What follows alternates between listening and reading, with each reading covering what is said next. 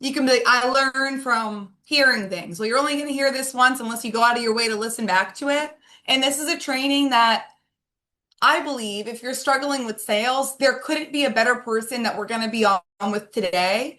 Now, this person is somebody who, first and foremost, has proven themselves through numbers, but has also proven themselves through showing up at countless events. Like, I had the chance to talk to Wyatt before I had the chance to meet Wyatt, but meeting Wyatt at an Ignite event was absolutely amazing. So, guys, who we're going to have on with us today is a amazing producer, an amazing person, and somebody who, quite frankly, like, in my opinion, leaves their ego at the door and just like goes for it. So if that's not you, listen into this call because you might take a lot away from it. So Wyatt, welcome to the call. Thank you so much for being on with us today. How are you doing?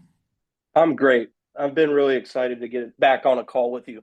Thank you for your kind words, and let's do it. I'm excited. Absolutely. I'm excited too. And Wyatt, for those people out there that maybe haven't had the chance to talk to you or meet you or hear your story yet, tell us a little bit about yourself, maybe what you were doing prior to insurance, what got you into the industry, and why you choose to work with Family First Life. Well, we're the best, right? And I tell my own agents this that I'm not loyal to Family First Life. Honestly, I'm loyal to you, I'm loyal to Steve, I'm loyal to Sean, I'm right, like I'm loyal to people and first and foremost my people. But Family First Life is just the best place to be. I think we have the highest concentration of elite people. I think we have first access to all of the greatest technologies, and we're first to everything. So I guess I'm loyal to FFL in that sense. I love the people, and that's really what makes up a company, right? Is the people. So I've been recruited everywhere, and I've never left. I don't see any reason to right now. So I'm happy here. I came into insurance because it sounds maybe a little cliche, but like I had a calling to fulfill my greatest potential or to become something. I was in corporate America. I started at the lowest rung of the ladder and climbed my way up in the automotive business and ended up as a fixed operations director at a big Toyota dealership. And it was a great career, really good career, like health insurance, 401k, really cushy salary. But I honestly, Marissa, I would sit in that office and I felt like a goldfish in a fish tank. It wasn't me. I was 27 years old, and I'm like, if I look back 30 years from now, well, I would regret not going for it. Mhm. I always wanted to get into sales. I believe in America today, if you don't have the desire to go back to school and you want to make six figures and above, there's some great blue collar trades, but I wanted to learn how to make money with my mind, not my body. And so, how do we do that? I think you've got to get really, really good at the art of persuasion and learn how to sell some shit. And so, I didn't know what to sell, houses, like, I don't know. And I heard a podcast one day about life insurance. I went down the rabbit hole and I've been here ever since, And you know, roughly how long ago was that, Wyatt? 3 years, like 3 years. 3 years and 3 months. Yep. 3 years, 3 months. Okay, love Mm-hmm. that. And I think it's so important because it's like, I love how you led with like people make up a company, right? Like if you looked Yeah. around and there was no value and everyone was losing at a high level, it's like, that's not exciting. That's not a winning environment. That you're not going to be able to thrive there. But you look around FFL and you're like, I can trust this person. I have reasons to trust this person. This person's helped me. They're all killing it. They started last week. It's a lot more validation of like I am in the right place. So I love how you're like I'm not necessarily loyal to the name Family First. Like I'm loyal to the people that make up the company. So I absolutely love how you opened that up and that you said I had a calling to become something. I think at Yep. one point or another, like we all kind of have that feeling within us, but it's about do we execute on it, right? So I love how you asked yourself that question. Like if I look back, fast forward 30 years, if I look back, am I going to be like, oh wow, like I fulfilled my full purpose of what I wanted to do? Or am I going to be Yes. like, darn, I really wish I had taken a chance on myself and bet on me. And I love how you said, feeling like a goldfish in a fish tank. Not because I want anyone to feel that way, but because like I can relate to feeling that way, even just being in college in the restaurant industry prior to insurance. It's like, now what? Like now we just go serve table 311 and then what do we do? Like to your point of looking back, right? What's next, right? And you said, you can make money essentially blue collar, working hard, with your body, or you can learn how to use your mind essentially to be able to be strong enough to push through sales because not every day is easy, right? No, So right. I love that, Wyatt. So thank you so much for that opening. And again, welcome to the call. I appreciate your time more than you know. And I'm going to just jump right in, guys. When I say that I think Wyatt is good at sales, I don't just mean like, oh, Wyatt's good at getting the social security number or why it's good at opening up the phone call. I think probably why it's great at all those things, but it's about the whole entire sales process. But really where it starts, guys, is the psychology of the sale, right? Right. So why I'm going to start with talk to us a little bit about like maybe how you view a lead, and when you're calling that on that lead, like what's maybe going on in the background of your brain, if that's making sense. Yeah, that's a great question. I try to stay neutral. Like, for example, I remember when I was in the field, the type of house that the lead had changed the way I felt about the appointment. I would judge a person based on the house they had. I said, "Oh my God, this guy's got to be a lawyer or a doctor, and I'm a fraud, and he's going to figure me out, and like this is going to go so bad." And it never went that way. So I try to stay very neutral.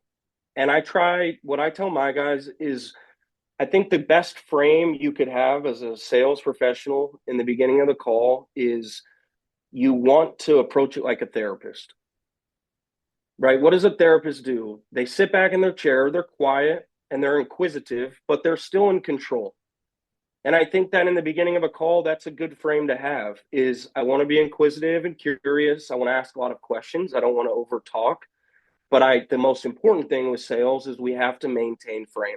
And so I try to come in neutral and I'm really trying to qualify people. The truth of the matter is, are you worth my time?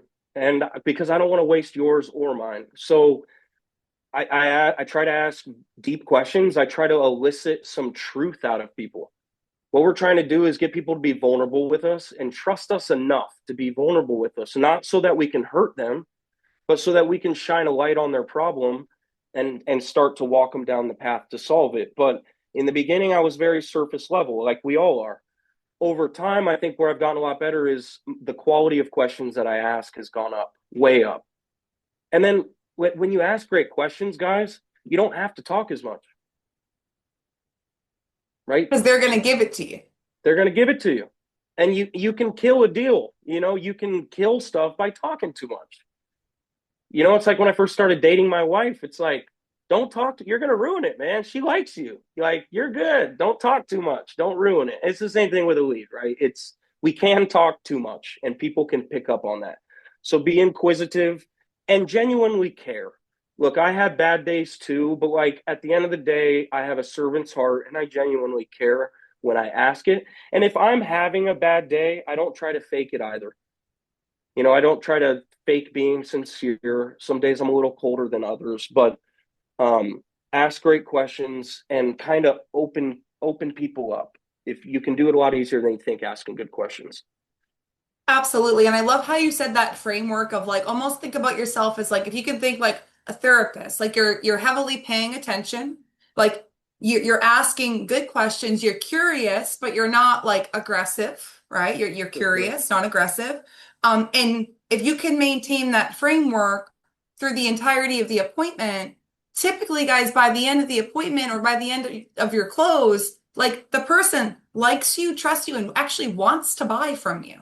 Like they're like, Yeah. I want to work with Wyatt because I like how he just helped me understand, like, no, I need the coverage. It's not a want, it's a need. I don't have any life insurance. I need it, right? Based off the quality of questions he asks. But if he just runs into it, he's like, this is Wyatt getting back to you, but it's like, whoa, like, Yeah. like they're not expecting our call, guys. Like, let's just like Yeah. give them a beat, right? So I like that therapist outlook. I think that that's awesome. And the quality of questions, guys, if you're right now, you're like, I'm so surface with questions, you're just getting started. We're not mad at you. We're just telling you, hey, the quality of your questions has to go up for your close ratio to go up, or things are going to stay like you're just going to close the 20% that would buy from everybody, right? And That's right. that's not a good long-term business plan.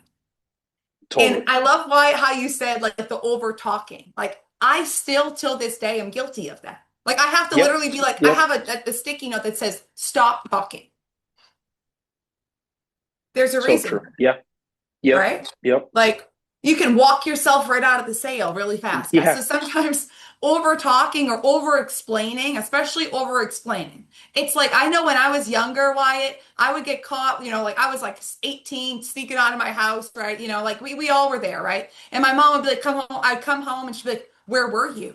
And I'd be like, well, what happened was, like Gianna got in an accident and like I had to go there because she couldn't call the police and like she couldn't call the police because of Yep. this and we sound guilty, guys. Like we sound like we're trying to hurt them. And to Wyatt's point, we're not trying to Yeah. hurt them, guys. We're just trying to help them. But if we can't mutually be in a place of unison, so to say, like we're not going to be able to do that. So I love that. Now, before we jump into kind of the sales process and a little bit more kind of behind that, talk to us a Hmm. little bit like what's your average lead spend? What's your monthly profit? Like what does that usually look like, give or take? Great question. Okay. I would say I spend anywhere from $1,000 to $1,500 a week. My lead spend is anywhere from $4,000 to $6,000 a month on average. If you took the last 3 years, I'm on a roll right now. I've deposited 25,000 bucks in the first 15 days of January, and that's all on simplified issue final expense. It's not IULs. It's not mortgage protection. The idea that you can't make good premium and have great persistency with final expense is just not true. Um, so that's kind of what my numbers look like. Like I'm on a roll. That's awesome. I'm going to ride it as long as I can, but I know there's ups and downs sometimes. My average week is like, 10 grand a week. I want to deposit between 7 and 12 grand a week in a Yep. perfect world. That's typically what it looks like. I get into the office and really start working at 9. I'm typically out of here between 6 and 7. Beautiful. So it's like you found a strategy that works for you. And Yep. why? That being said, were you always like on your first day, were you like, I'm going to spend $1,500? Or like has that changed a No. little bit over time? Yeah, I had to get out of the employee mindset.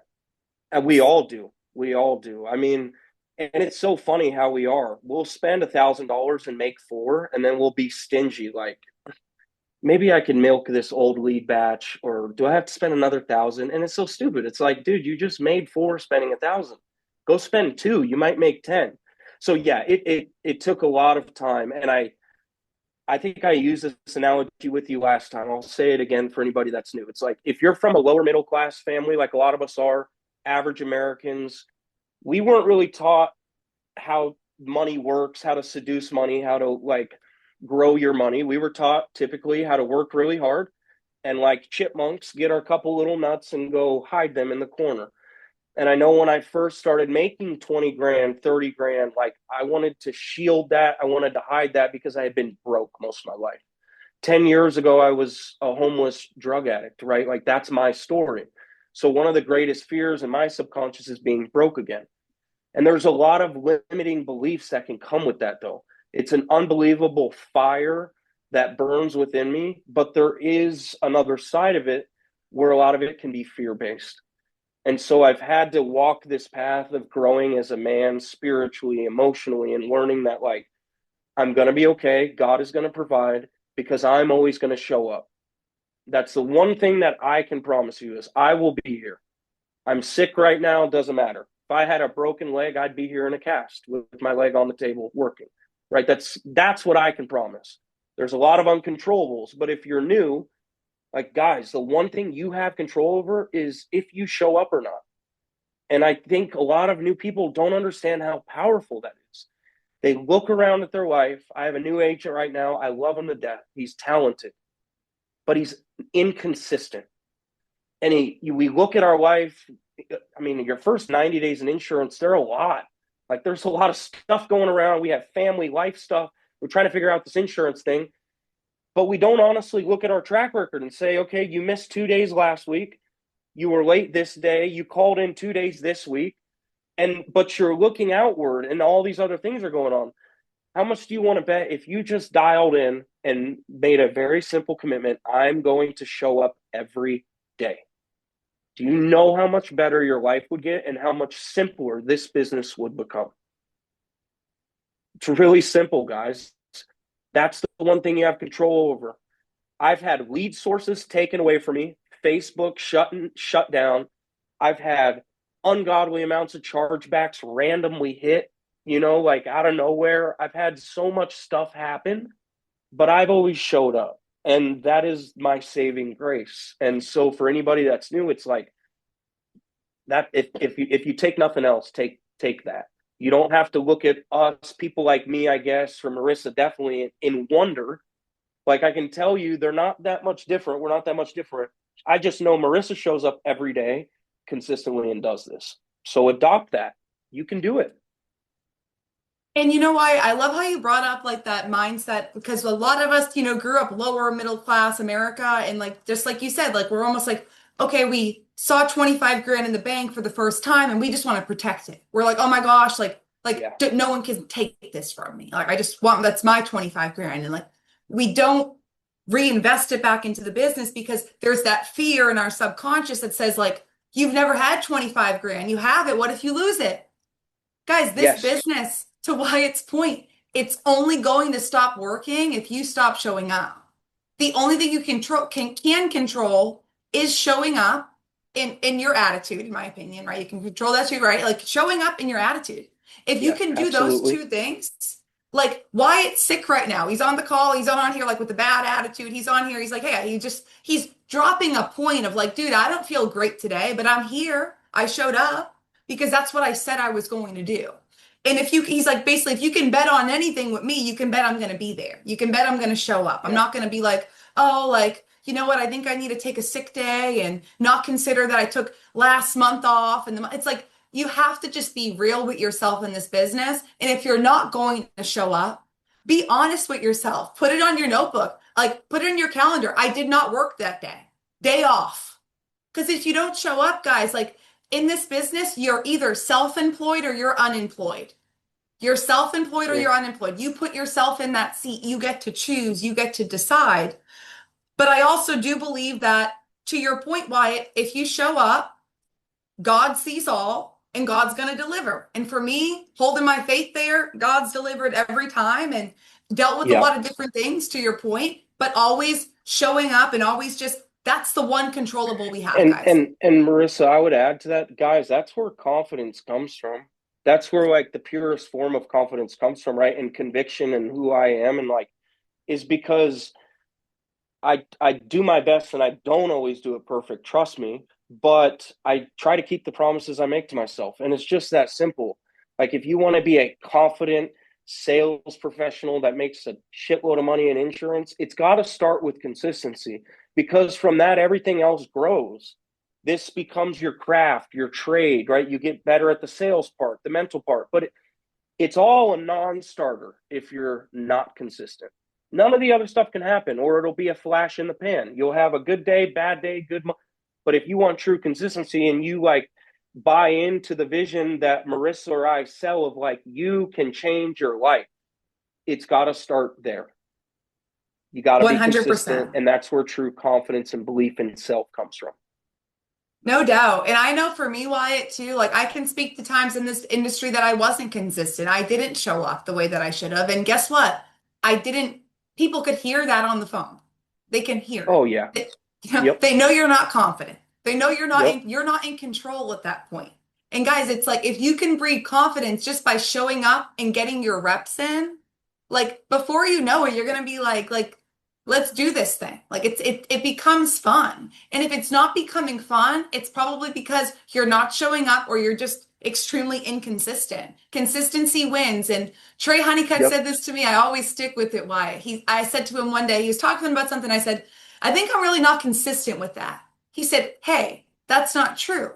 Everybody, no matter what you do, whether it's you wake up late, you wake up early, everybody's consistent somewhere. So you could be Mm, I could be inconsistent in waking up early. He's like, but that means you're consistent in waking up late, right? So it's like, are you consistently showing up or are you consistently making an excuse as to why you can't? right. Like, right? Like, which one are you doing consistently? Pick your Yeah. consistent and live there, you know? So I love that. I love it. Um, Now let's kind of jump into the nitty gritty in terms of the sales process. Now, Yes. why I believe you would share this thought with me, and you tell me if you don't, honestly, like almost like a lead's a lead's a lead, meaning like the presentation, the appointment is pretty much going to sound very similar throughout, whether it's final expense, it's veteran. Is that fair to say? Yes, some leads suck, but a lead is a lead. I could expand on that because you either Yeah. have time or money, okay? Just like if you're new, I'm going to add this, okay? If you don't have money, the only thing you have to exchange is time. And that's okay, right? You're getting the leads for free from your upline, or they're very cheap. That's what you can afford. Just understand that you're not going to be able to call 40 people and make a sale. You're probably going to have to call 400. That's okay because you didn't spend a lot of money, but you have to give the time and exchange them. Or you have money, you can get a better lead. You won't have to spend as much time, but it'll cost you money. So in that sense, I today, because I have the ability to choose and buy leads, I'll buy better leads. But if you stripped everything away from me and all I had was bronze leads, I'd make it work because I'd put in the time to extract commissions from any lead. So yeah, I think the structure of everything, if we're talking about sales, doesn't matter the lead. Doesn't matter. Your structure should always be similar. The principles of sales translate all. You know what I mean? No doubt, for sure. And yeah, to Wyatt's point, I was taught that really early on. It's like either you're trading, you're in the beginning, you're usually trading your time for your money.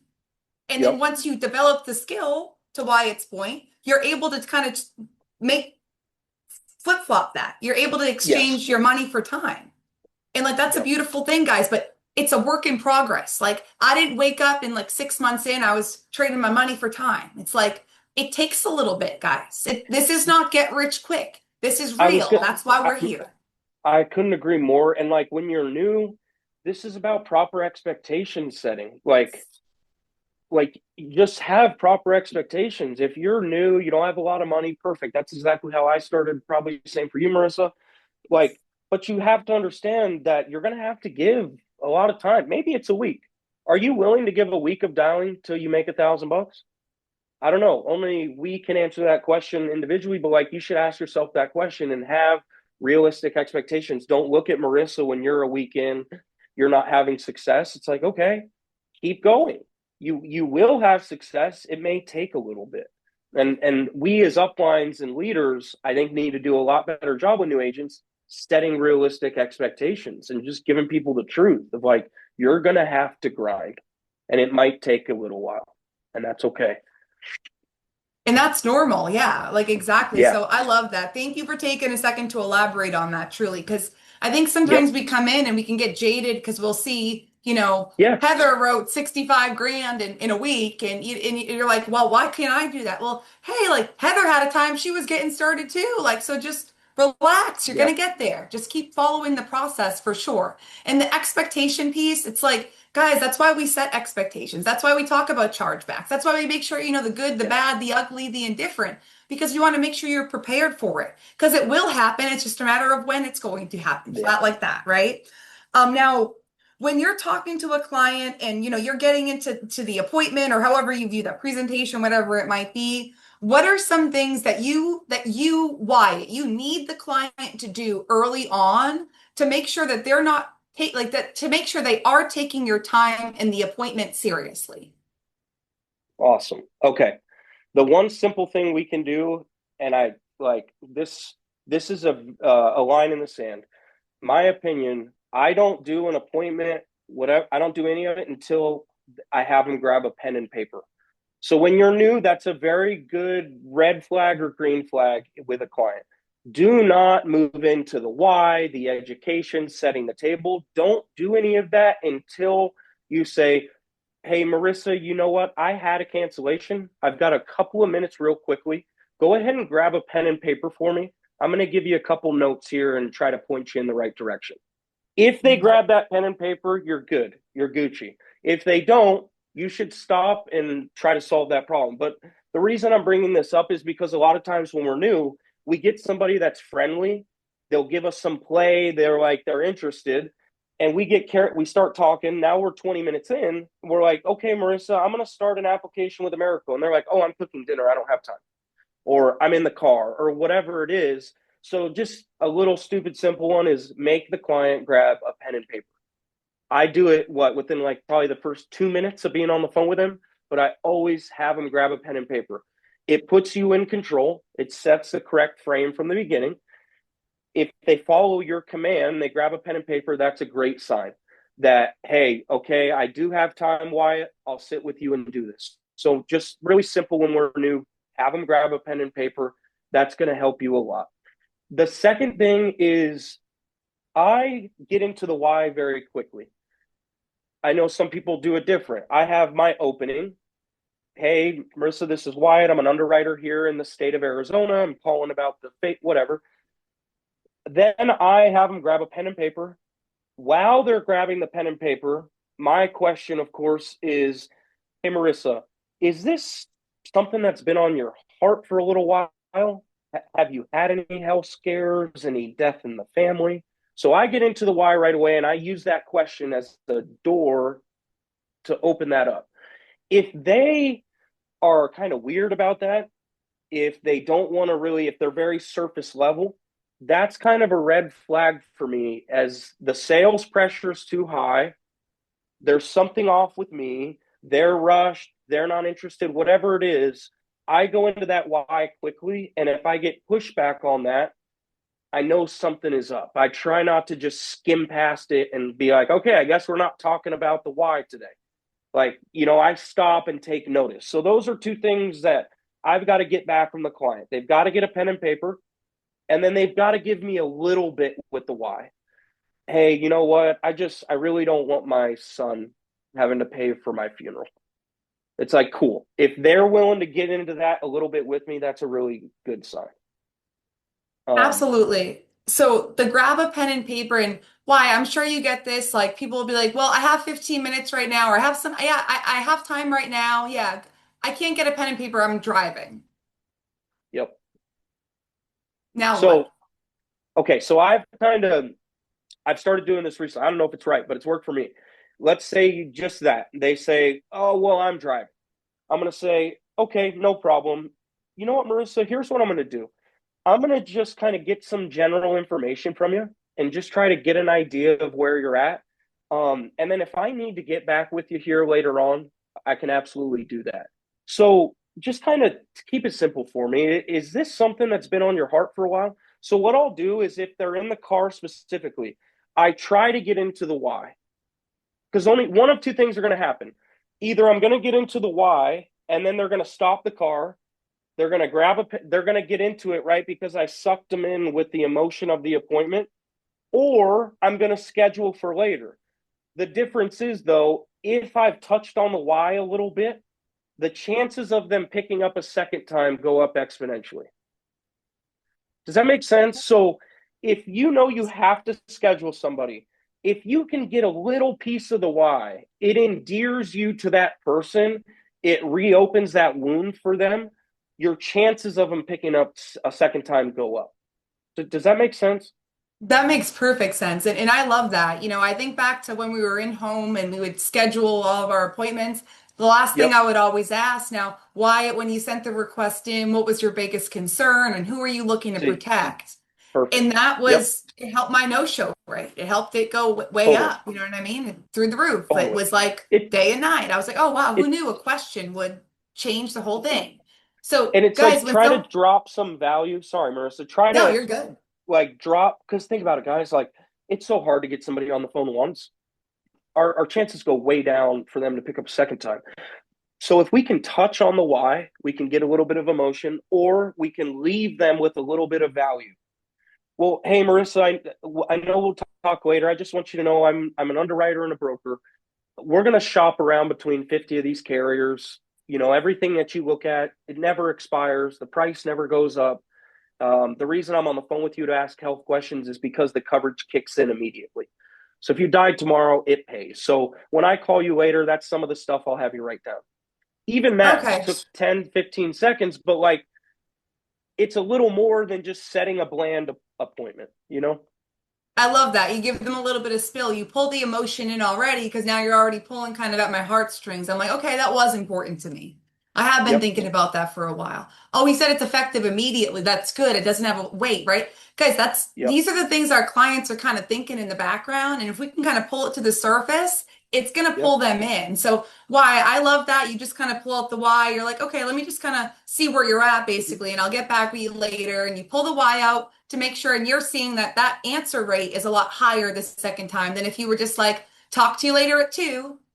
And then the other thing is you'd be amazed how many times you say, okay, well, I'll get with you later, but let me get some basic info from you.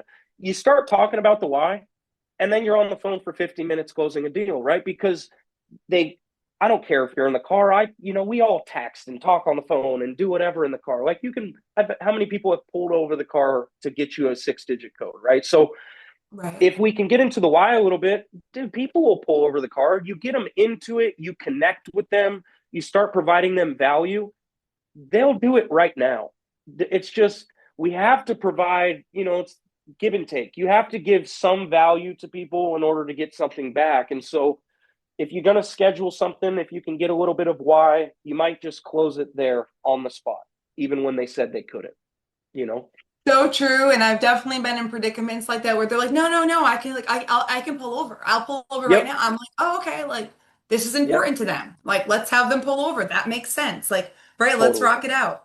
Um, and then in terms of like the sales process. Now, if you're Okay. okay with it, Wyatt, will you do a role play with me? Just we'll role play nice and easy, almost just like to Whatever. the close. Like because I think that will help a lot of people in terms of your framework because you're Okay. staying in control the whole time and you're asking questions throughout to make sure I'm also rocking with you, right? Like if you know what's going on and I don't know what's going on, that's not good for sales, right? Like, Yep. or vice versa, right? Like if I think like, oh, Wyatt knows exactly what I need, but Wyatt hasn't asked any, like, it's not good for sales. So, um, Yep. I think that it will be good to kind of just run a role play. I know it's been a while, guys, since on this call we've done one, and Wyatt, you were probably the last one to do one with me, so I thank you if you Let's were, go. because I know role plays aren't always the funnest, but if you don't mind, that would be Where, awesome. I can be where, whoever where you do need. you Where do you want to start? How do you want to Where do Let's you want to go start? from, how grabbing the pen and paper. Siri, be quiet. Okay. Okay. So, all right, Marissa, let me see here. Now my job is very simple. It'll take us a couple of minutes. The only issue is they have my next couple of days decently booked. I did have a cancellation. What I'm going to do, please grab a pen and paper for me. I'm going to just have Okay. you jot down a couple of basic notes here, and I'll see if I can kind of point you in the right direction. Okay, I have one. Perfect. Hey, I meant to ask you, when you filled this out, is it just kind of something that's been on your heart for a while? Have you had any health scares, any deaths in the family? Yeah, it's just I'm getting older and I've seen people pass away and I don't want to be that person that leaves that burden on my family, you know? Yeah, I'm sorry. Have you had deaths in the family recently? No, not recently, but Okay. I lost a brother years ago and a cousin years Yeah. ago, and I remember what it looked like. And now that I'm getting older, I just don't want to leave my family like that. Okay. Okay. Now, okay, if you passed away yesterday, like who in your life is picking up the pieces? Who's going to be taking care of this for you? My sister. Okay. Now, is she here locally with us in Arizona or is she elsewhere? She actually lives in Massachusetts. Oh, wow. Okay. So she'll travel down here from Massachusetts, Yeah, she would take have care of to. everything. Okay. Got it. And so is your biggest concern just kind of making sure that when you pass away, like she can call the funeral home, give them a policy number, and kind of just have it be taken care of so she's not out of pocket for anything? Yeah, exactly. Okay. Okay. Is it important to you to leave any extra money behind for travel, any like expenses, moving expenses, things like that? Yeah, if I could leave a little bit extra behind, being that she has to travel like across the country, that would be great. But I want to make sure at least the expenses are covered. Okay. Gotcha. I think you're on the right track. What I'm gonna do is kind of just give you a basic outline, and try to answer any questions that you'll have. Because at this point, do you have anything in place, or like would she be out of pocket if you died today to cover it? Yeah, no, she would be out of pocket. Yeah. Okay, got it. All right. So there on that pen and paper. Now, to give you an outline, I'm an underwriter and a broker. All that means is there's like over 50 different insurance companies technically that we can shop around through. Okay. My job as the underwriter is to ask you some health questions so we can figure out which carrier, number one, is likely to approve you, and then who's going to give you the lowest rate. Does that make sense? It does. Okay, now, regardless of which carrier that ends up being, it's all structured the same way. Okay, so on that pen and paper, if you'll write down whole life, WHOLE, whole life, are you Okay. familiar with it? Has anybody ever explained the difference between Not whole life and term? not really, no. Oh, they never do. Okay. So there's two type of insurance, Marissa. You have term, which which is what we buy when we're young and healthy. Okay, between 18 and 50, your kids are young, you just bought a house, you're in your working years. That's when we buy term. You get a lot of coverage, it's very cheap. The only catch with term is that it expires. Right? So if you have a 20-year term and you're alive at the end of the 20 years, the coverage expires, you don't get any money back. Does that make sense? It does, yeah. So when we're planning for final expenses, it's always whole life insurance that's used. Okay. A couple of bullet points I'm going to have you jot down. And then I'm going to give them these. Your coverage amounts are going to range from 5,000 all the way up to 50. It never expires. The price never goes up. It's valid at any funeral home in the country and it kicks in immediately. Something I'll ask Marissa, like, have you heard of Colonial Penn or AARP? Do you know who I'm talking about? Yeah, I always see that on TV, yeah. Yeah. 9.99. Yep, 9.99. That that's kind of the main difference. Essentially, it's all structured the same. The difference, though, is with insurance companies like that, you don't have to answer any health questions. It's really convenient. You don't have to talk to somebody like me. The only catch is that if you die in the first 2 years, it doesn't pay. Does that make sense? Oh, that So does make sense, yeah. that's why I'm on the phone with you today. That's why there's an approval process with good insurance. Okay, because anything that we look at today, if they do approve you, will kick in immediately. If God forbid you passed away yesterday, the entire policy will pay. Does that make sense? It does. Now, when you pass away, your sister can call any funeral home here locally that's convenient. She's going to give them the policy number and she can have a portion of that assigned to that funeral home. So the insurance company just cuts them a check. Any money that's left over will go directly to her. Does that make sense? Yeah, that's convenient. Yeah, she shouldn't have to be out of pocket for anything. The insurance will take care of it directly.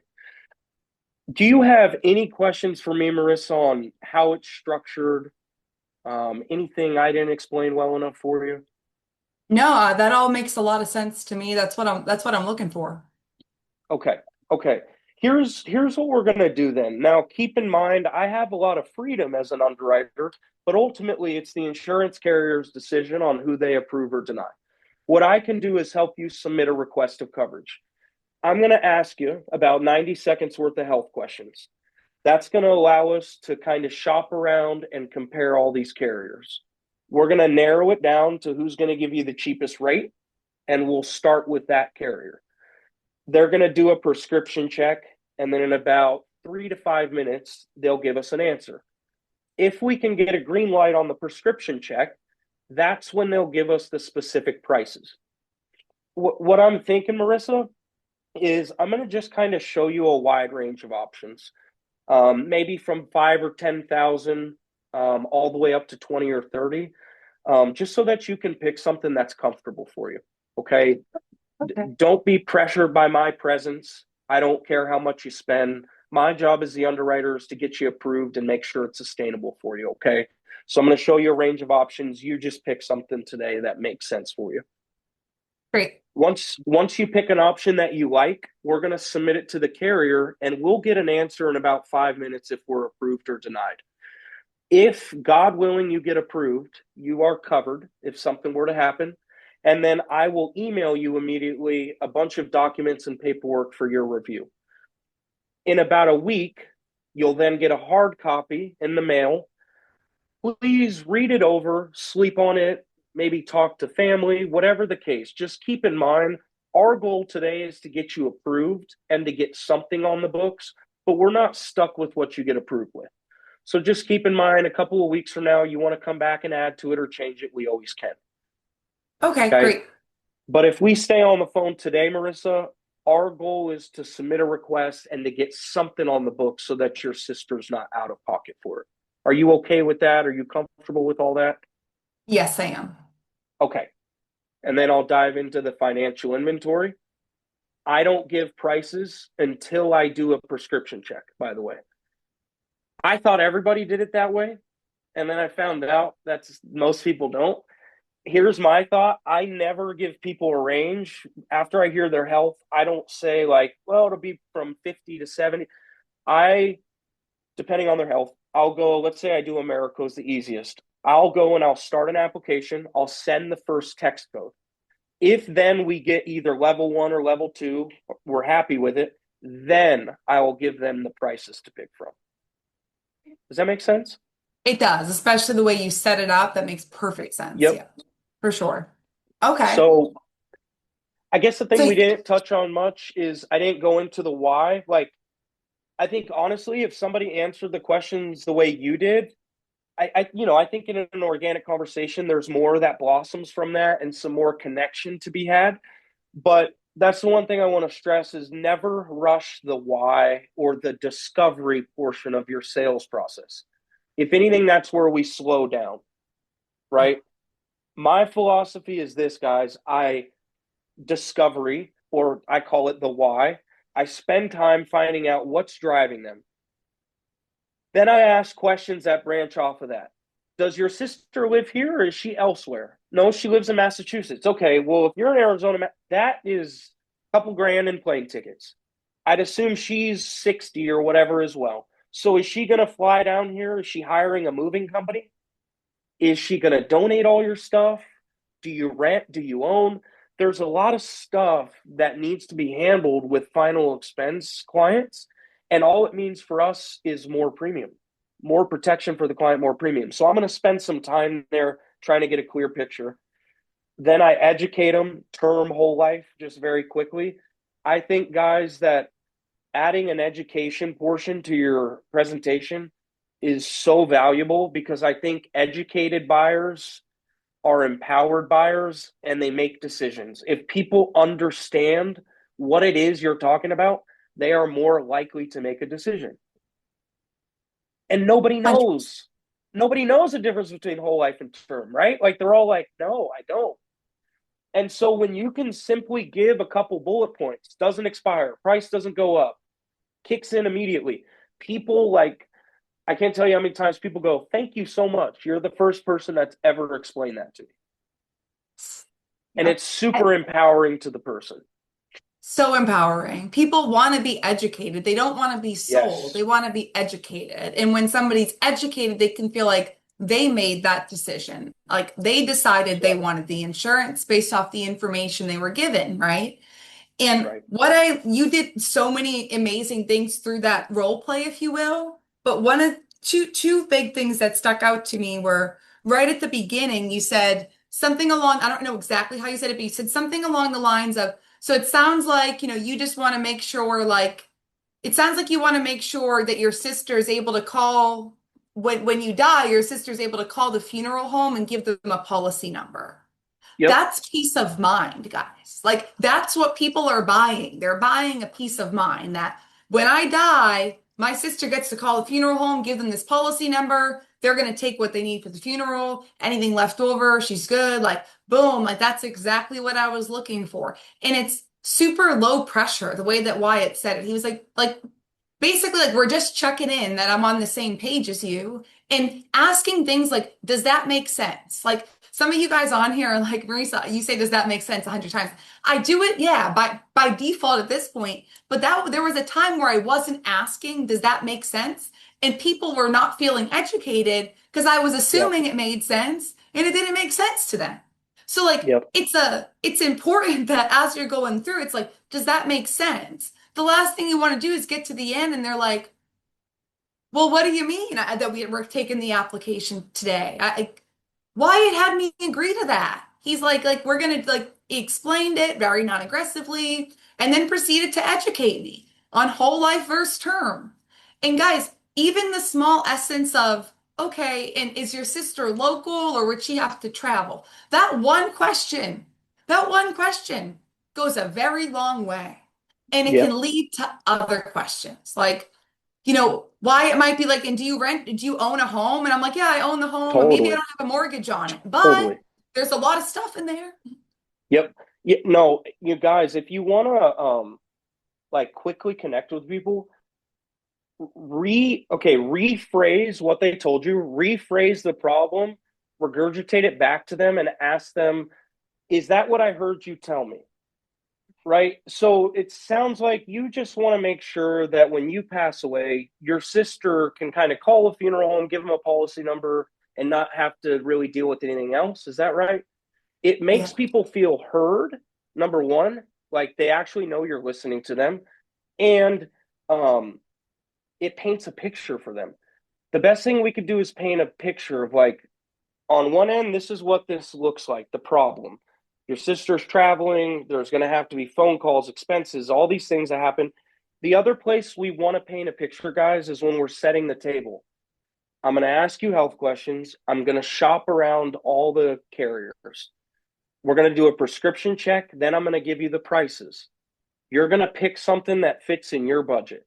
We're going to submit the request and we're going to get an answer today.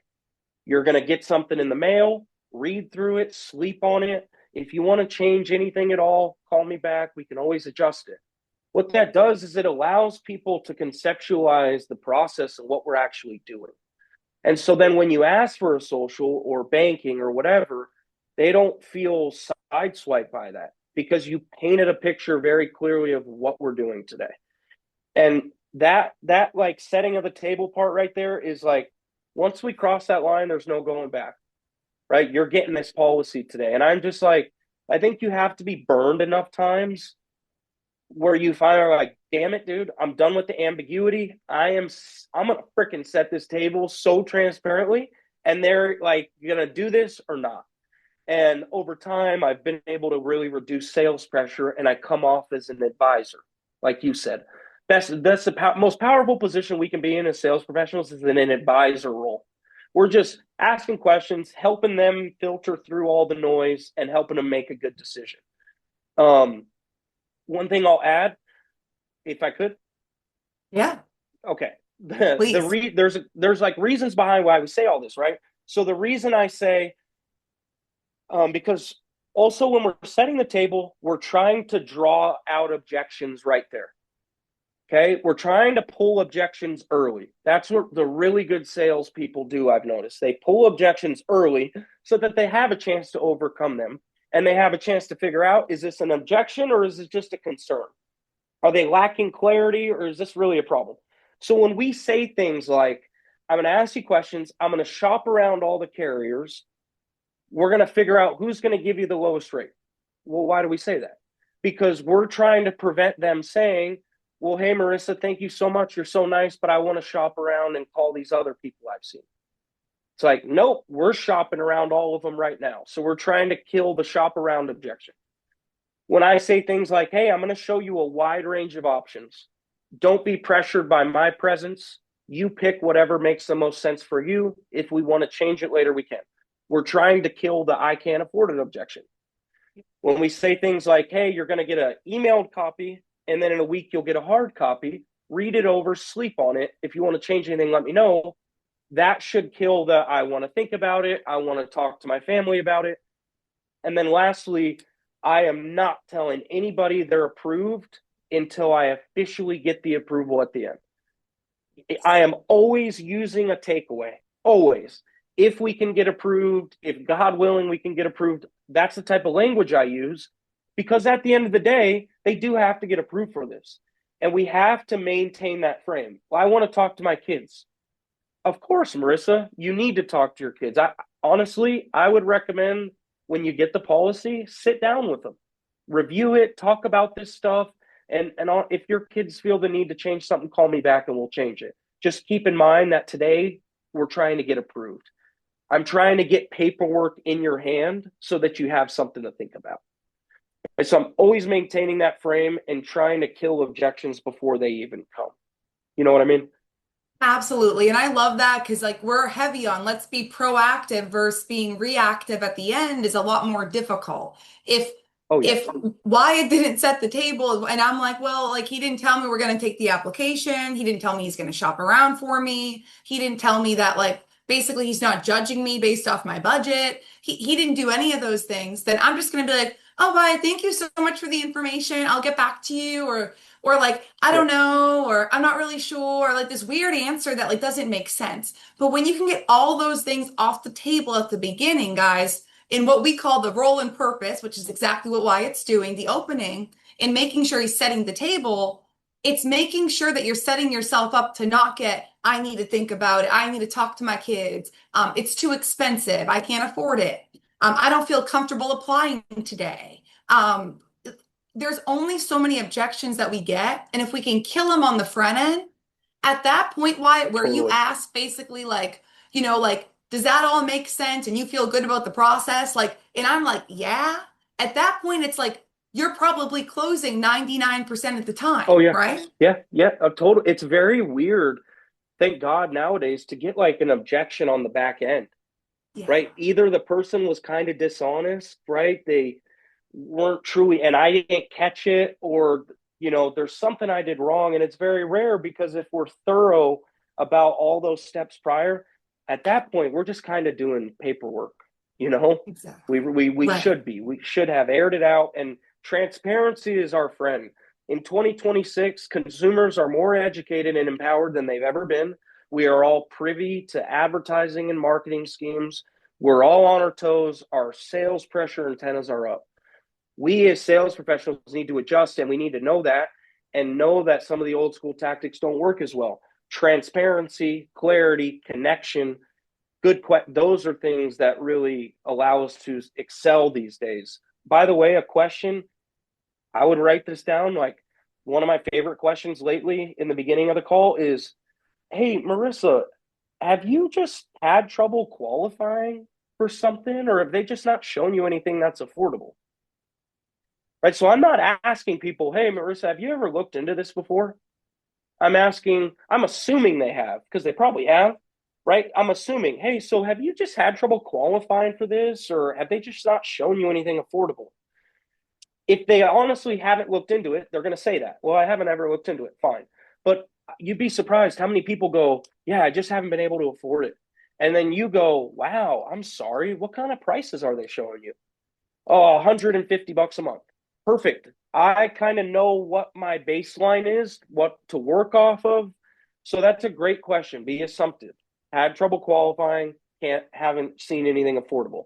People will tell you what has led them to procrastinate. You can use that then when you're setting the table and eliminate it. Like, hey, Mary, I know some people have maybe wasted your time in the past and haven't shown you anything affordable. I'm going to just show you a wide range. Today, pick something comfortable. We can always change it later. It's a good question to ask. I love that. That's awesome, and it's non-aggressive and it's very approachable and it's very advisor-like versus sales-like. So I love that. I love that. And guys, at that point, like what Wyatt and I just role played, yeah, it was a role play, sure, but it's very similar to what the conversations. If you can take that framework and you can rock with it, that's all you got to do, guys. That's all we're trying to teach you guys to do is do it on the front end so you're not feeling it on the back end. Sometimes people will be like, "Oh, I don't want to set the table properly because this guy Wyatt, he sounds like he's going to hang up on me if I set the table." Yeah. Then let him hang up Yeah. on you. He's going to do you a favor. You just wasted 30 minutes. I mean, you just saved 30 minutes. Congratulations. Right? Like you're going to have the people that are going to hang up. No, I can guarantee you, is it fair to say that not every single person you talk to rocks with you after that point? They're like, I Oh, was just yeah. checking the cost. I don't want, right? Yeah. Like, And I'm grateful for it because I'm like, that's fine, Mary, if you don't want to do this, but just tell me 10 minutes in, not 50 minutes in.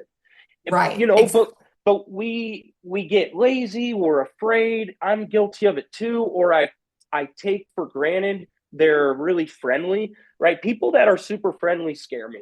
If somebody's really, really nice at the beginning of the call, it kind of throws me off. I want a little pushback, right? I want to address this stuff and get to some real substance. And if I can overcome some, discomfort in the beginning, some objections, if I can overcome them early because I'm willing to take the time to set the table properly, dude, when you ask for an account routing number, they're like, oh yeah, hold on 1 second, right? Yep. It really, you save yourself so much pain. You're just not, you're not going to get away with skirting this stuff and thinking you can just fly through it and avoid doing this stuff. Absolutely. And just like you said, transparency is our friend, guys. Let's be transparent right from the jump. We know what we're on the phone to do. We know the objections that we want to overcome at the beginning. Let's be proactive. Being reactive is more difficult. I don't like to be in that place. It's just like, all right, now we're trying Yeah. to walk up the stairs backwards and I don't even know Yes. how we got Yes. here, right? So it's like, don't put yourself in that situation when you don't have to. Like, you don't have to do that. And when this person's receptive to what you're saying, they're listening. That's another thing. Yeah. It's like if somebody's just like, yeah, yeah, I'm like, Wyatt, are you with me? That's why asking questions is important because if Wyatt can't answer the question or he's like, on the first question, it's like, hey, Wyatt, is this important to you? Is this something you've been thinking about for a while? Or have you talked to 20 people and you're going to waste my time today too? And Yep. sometimes that, and sometimes people will laugh and they'll be like, no, no, no, no, I'm sorry. I was just doing the dishes. I'm listening. I'm listening. This is important to Yep. me. Or they'll be like, So yeah, I true. talked to 40 other people and I'm not buying insurance today. All right, bye, Yep. bye. I hope you have a good day. God bless, right? It's like, guys, Yep. you got to just be able to differentiate and know when you're wasting your time. So, Wyatt, this was awesome. I appreciate you. And the last question I want to ask you before I have you jump off, because it's been an hour and this has been incredibly valuable, is being that we're in 2026, it's a new year, and I don't know what that does or doesn't mean to you, but what are your goals, whether it's business, personal, or both, going into 2026 to wrap it up, so to say? I want to teach 10 people how to deposit 25 grand, right? That's my goal. I have a couple of people in the office finally. You know, guys, it's like one thing I'll share with you is run your race and don't let FOMO get you. If you're an ambitious person, you look at people like Marissa naturally and you go, God, she's killing it. I'm not good enough. I'm not as good as her. Why am I not doing this and that? And like, what I'll say is, I've spent a lot of time focusing my energy and time on the things that money can't buy. And that's family, my health, right? I know that those are the things I truly crave in life. And I haven't accomplished all I want in some areas of this business. And I guess my point is like, run your race. Be proud of the race that you're running. If you're consistent, it doesn't matter anyway because you'll get there. So I say all that to say I've really focused on my own production and taking care of my family these first 3 years. And now finally, like I've got a couple of agents that come into the office and are doing the thing, and I get to see them make money and like take my script, whatever, and actually use it and it works for them. And it's like, oh shit, it's not just me. Like I don't just say some crazy stuff that works for me. It's duplicatable. That's cool. So I really, really, really want the numbers 10. I want to teach 10 people how to do this. You know, by the end of the year, I want to have 10 in by the end of March. But if you're talking the scope of the year, have 10 that stick, that actually write business. That's the Yeah. goal. I want to go Hall of Fame again. Love it. Totally. And 10 that are running their own race, right? It's like that, because Yes. to your point, that is what this whole entire industry is about. If you start focusing on what other people are doing, their success, their failure, you need to run your own race. Stay in your lane. Wyatt, that is the Yep. best advice like ever in terms of the psychology behind this business. If Totally. you start to try to compare yourself to this person, you're gonna end Don't up in do a it. dark place and you don't And even know what's going on with them. Like you you don't have know no what idea. people are struggling with, right? And I know I could walk into an FFL event and there's people that have accomplished 10 times the amount of things I have, but I have stuff that they don't have, that they can't Amen. buy. The same way they have stuff I don't have. And so instead of being, I'm never jealous or bitter, it psychs me up to see people make 100 grand, $1 million a month. I'm never jealous of it, but I also understand that like I'm not going to let comparison be the thief of my joy. I'm going to run my race. And what do I truly want? Insurance can provide it. If you don't ever want to talk to a recruit and just make 10 grand a month and be a mom or a dad, that's awesome. Do it. Don't compare yourself. Get really, really good at sales. Your pen is the most powerful thing ever. Get really good, be obsessed with it. And like, this is the greatest thing you'll ever do. I love it.